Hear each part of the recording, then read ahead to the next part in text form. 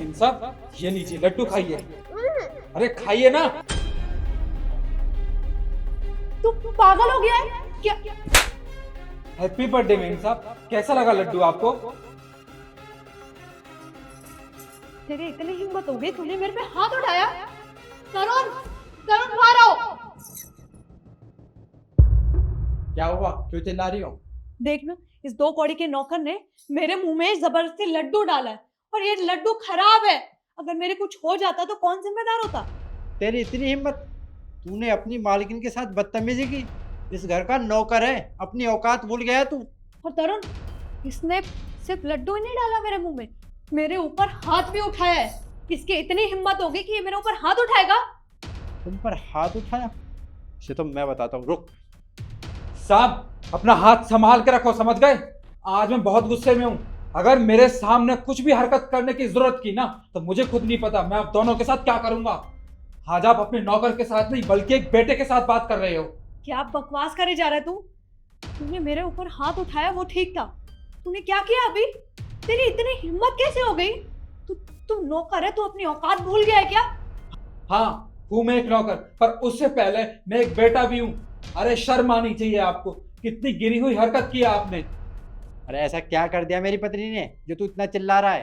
साहब, आप तो बड़े अनजान बन रहे हैं, जैसे आपको नहीं पता कि आपकी बीवी ने क्या हरकत की है। अरे इन्होंने मुझे खराब मिठाइयां दे दी थी, पता नहीं कितने महीने पुरानी मिठाई थी वो।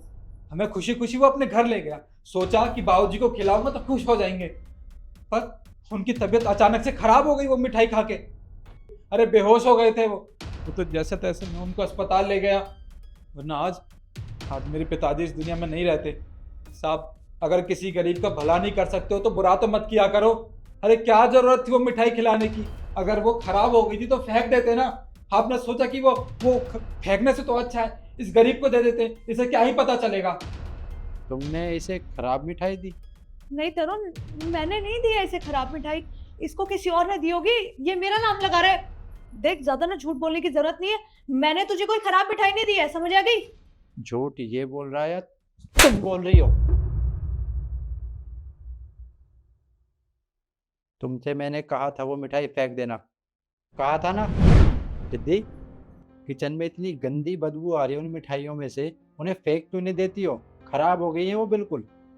फेंकना क्यों है? मैं रामू को दे दूंगी ना उन मिठाइयों को। अरे कैसी बात कर रही हो तुम?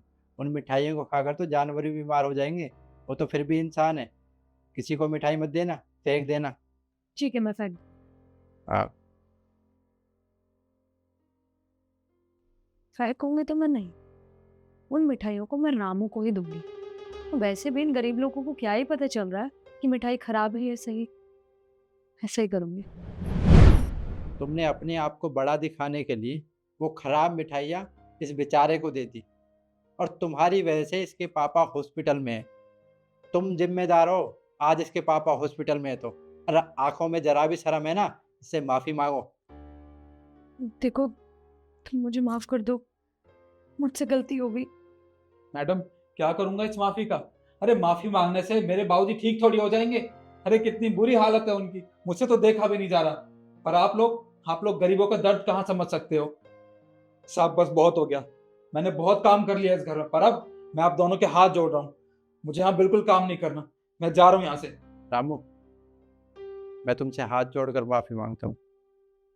मैं जानता हूँ इस समय तुम पर जो बीत रही होगी वो तुम भी जानते हो, लेकिन मैं अपनी पत्नी की गलती के लिए शर्मिंदा हूँ।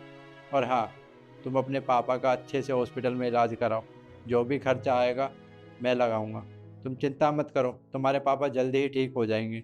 जाकर उनका ख्याल रखो, और किसी भी चीज़ की ज़रूरत हो तो मुझे बता देना। और रिद्धि, तुम्हें शर्म आनी चाहिए।